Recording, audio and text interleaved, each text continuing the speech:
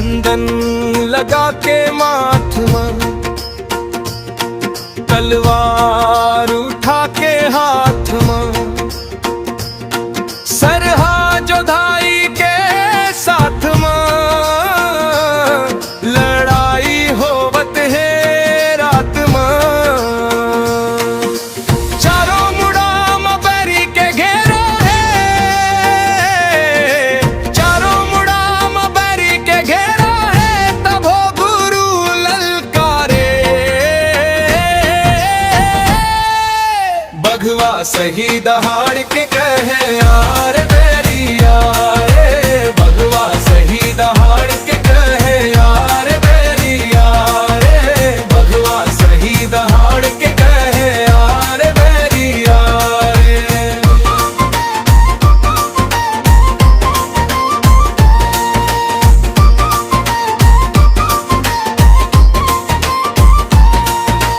डर नहीं बसे वीर के छाती मां, आगे हंसुल गे ओखर आँखी मां, सतनाम लिखाए हवाए तलवार मां, झूलना झूल के बैठे हाथी मां। डर नहीं बसे वीर के छाती मां,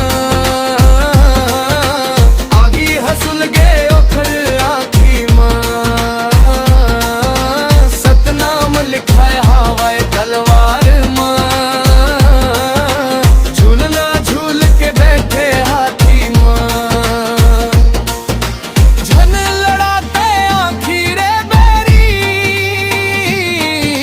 झन लड़ाते आँखी रे बैरी, जान बचा के जा रे।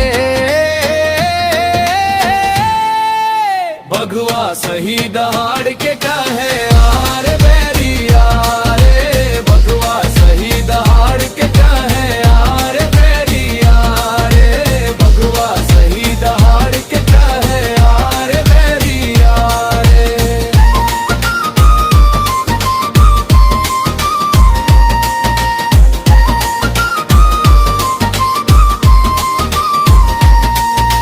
गुरु के आदेश हाथ में धर के,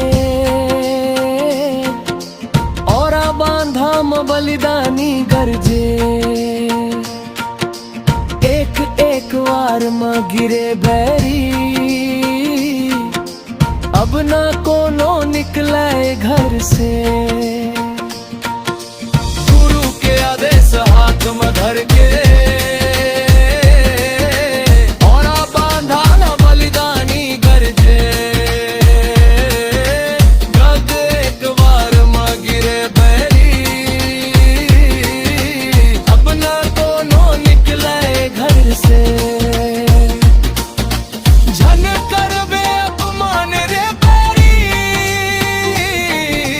झन करबे अपमान रे बैरी, कोर जान निकाल देबो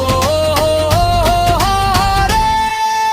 बघवा सही दहाड़ के कहे यार बैरिया रे, बघवा सही दहाड़ के कहे यार बैरिया रे, बघवा सही दहाड़ के कहे यार बैरिया रे।